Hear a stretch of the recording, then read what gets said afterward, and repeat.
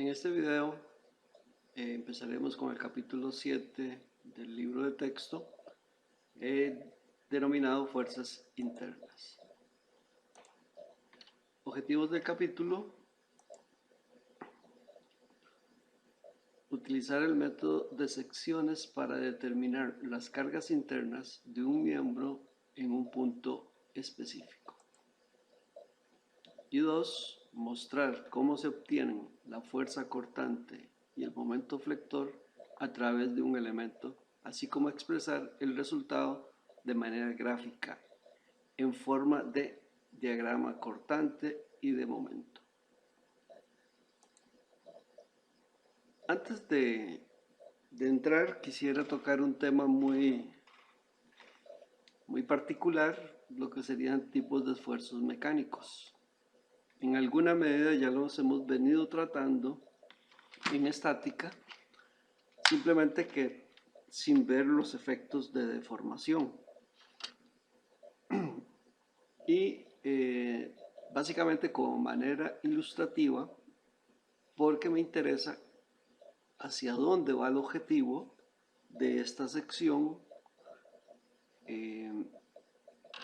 porque pareciera que en algún momento no tiene mucha relevancia, pero esto es la base para lo que sería el curso de resistencia de materiales, donde sí se ven las deformaciones debido a los esfuerzos.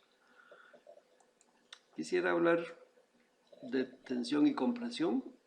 Ya para nuestro caso hemos visto en el capítulo, va a través de del curso, elementos sometidos a tracción o compresión, ¿verdad? O tensión o compresión. Entonces, desde el punto de vista del esfuerzo mecánico, ¿verdad?, lo que tendríamos sería lo siguiente: un elemento que se someta a tensión, ¿verdad?, pues un elemento esbelto, largo, y lo podemos ver que se deforma.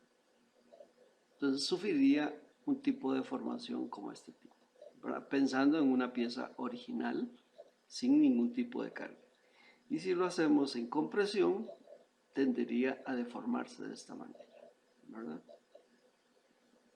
Vean que en alguna ya esto lo estamos viendo cuando decimos que las armaduras tenemos que analizar cada una y si está sometida a tracción o compresión. Entonces, en realidad, desde el punto de vista de la ley de Hooke, correspondería a lo que sería una deformación. El otro esfuerzo que se habla, se entiende mucho, es el concepto de pandeo. Es una barra esbelta. Básicamente, el concepto de esbelta significa que su sección transversal con respecto a su longitud es muy pequeña, o sea, es muy larga en su relación con la sección transversal, y por lo tanto tienden a deformarse de esta manera. Un ejemplo muy típico es que podemos hacer el ejemplo con una regla de plástico. Te la comprime y va a ver que tiende a doblarse a uno de los lados. Y por lo tanto, este concepto sería pandeo. Es diferente al concepto de compresión, perdón. Es diferente. Si bien es cierto, el fenómeno es compresión, pero el concepto aquí es pandeo. Ahí tiende a flectarse, ¿verdad?, a diferencia de lo que vemos con compresión. Normalmente las piezas en compresión son más pequeñas, no son tan largas, y entonces sufren ese tipo de deformación. ¿Okay? Internamente, ¿verdad?, veríamos que se va a generar una fuerza P, ¿verdad? Al correrse, al tener un desplazamiento aquí en Y, va a generarse una fuerza igual a P en la dirección opuesta, y estas dos fuerzas me forman un par. Por lo tanto, esto tendería a girar. Por lo tanto, aquí se va a dar una reacción de momento. Torsión, que también en alguna medida lo hemos visto, que es cuando hablamos de momento. Tal vez lo más clásico de decir es que uno retuerce una pieza, ¿verdad? Y tiende a tener este tipo de deformación. Por ejemplo, cuando uno lava un trapo y lo retuerce para escurrirlo, en realidad estamos sometiendo el trapo a torsión.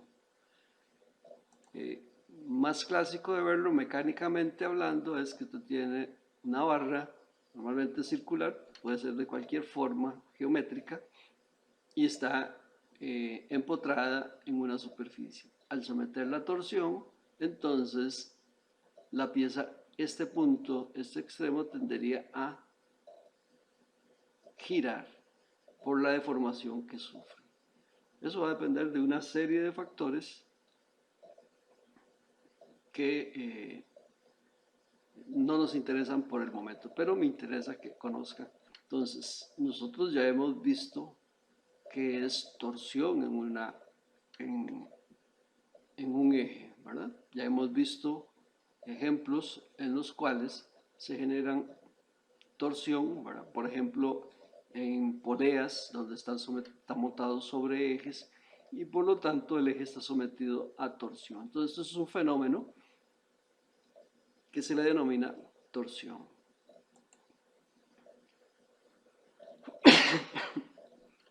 Tenemos otro tipo de esfuerzo que es el cortante, o también conocido como cizalladura, en el cual una pieza se somete a dos fuerzas, prácticamente, digamos, muy pequeña separación, ¿verdad? Entonces, la pieza tiende a cortarse por este plano que se muestra acá. En la siguiente figura podemos ver el fenómeno de cortante o cizalladura. Tal vez lo más clásico de mostrar aquí es cuando uno corta una barra de mantequilla, ¿verdad? O corta un pedazo de pastel. Con el cuchillo, literalmente lo que hace es cortar. Entonces, es un fenómeno que se da de esta manera.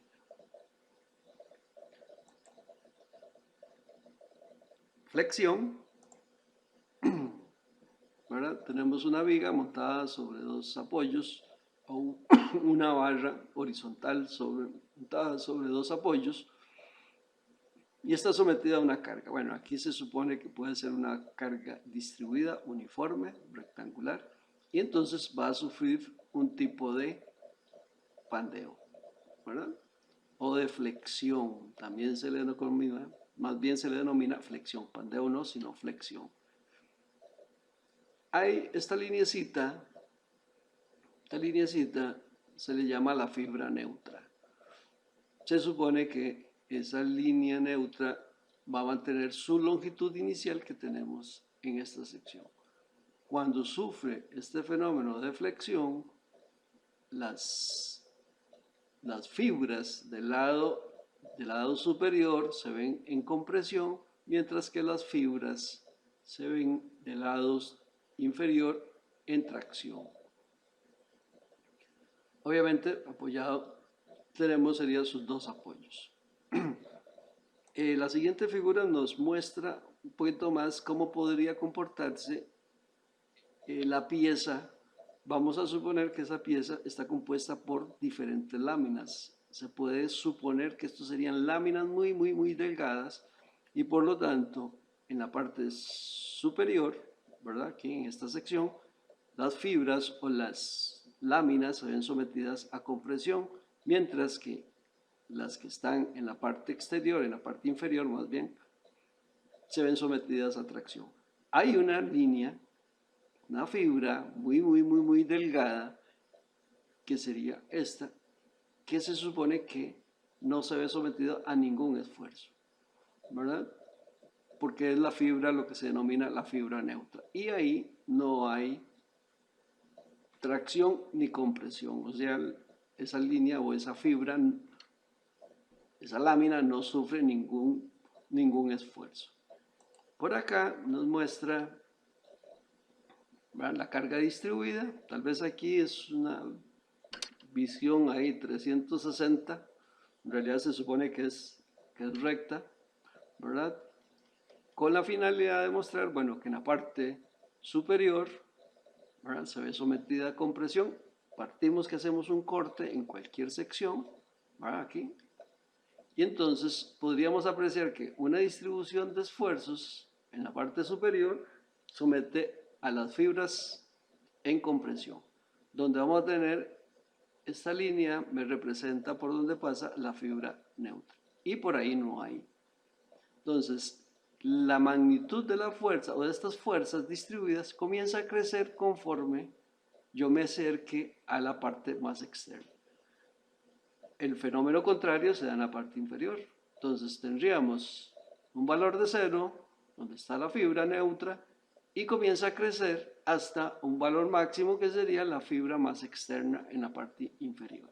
Aquí tendríamos los apoyos y aquí se supone que esto sería una carga distribuida a todo lo largo de la barra, que sería esta.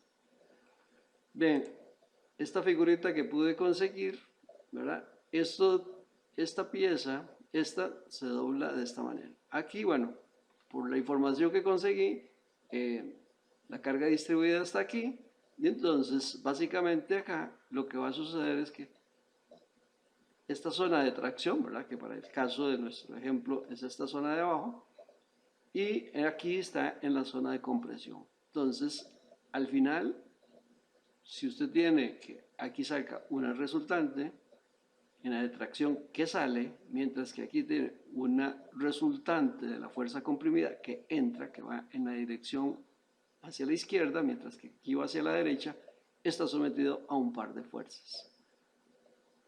Se supone, o esta magnitud de la fuerza resultante de tracción es igual a la fuerza resultante de compresión.